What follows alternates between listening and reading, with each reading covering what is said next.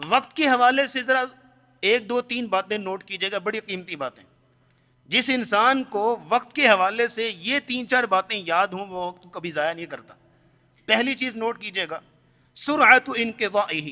وقت کی پہلی خاصیت یہ ہوتی ہے کہ یہ بڑی تیزی سے گزرتا ہے، تیز رفتاری سے، بجلی کی تیزی سے گزرتا ہے. نبی اسلام کی حدیث بھی اس حوالے سے آپ نے قیامت کے بارے میں پیشن گوئی فرمائی. آپ نے فرمایا لا تقوم الساعہ حتی یتقارب الزمان وینقص العمل. اس وقت تک قیامت قائم نہیں ہوگی جب تک کہ وقت قریب نہ آ جائے. وینقص العمل، اور عمل تھوڑے ہو جائیں گے، بہت کم لوگ عمل کریں گے اور وقت بہت تھوڑا رہ جائے گا. اس کا ایک مفہوم تو یہ ہے کہ وقت بہت تیزی سے گزر جائے گا. وقت کے اندر وہ برکت نہیں ہوگی، وہ پروڈکٹیوٹی نہیں ہوگی کہ جو ہونی چاہیے.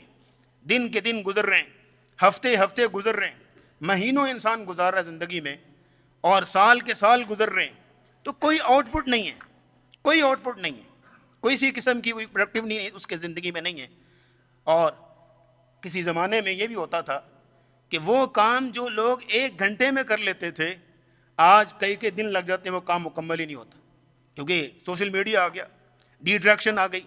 آپ نے فون کھولا کسی کو کال کرنے کے لیے، موبائل اوپن کیا کسی کو کال کرنے کے لیے، اوپر کسی کے میسج آ گیا، اس طرف چلے گئے، جواب دینے لگ گئے، پھر کسی اور کب کرتے کرتے آدھے گھنٹے بعد یاد ہوتا او میں تو کسی کو کال کرنے لگا تھا. یعنی اتنی ڈیٹریکشن ہو چکی ہے، اتنا انسان مصروف ہو چکا ہے، اتنی وقت کے اندر جو برکت ہے وہ ختم ہو چکی ہے. اور یہاں ایک اور بات بھی نوٹ کر لیجئے گا، وقت اگر تیزی سے گزر رہا ہے نا تو اس کا ایک ایک لمحہ، ایک ایک دن ہمیں اپنی موت کے قریب کر رہا ہے.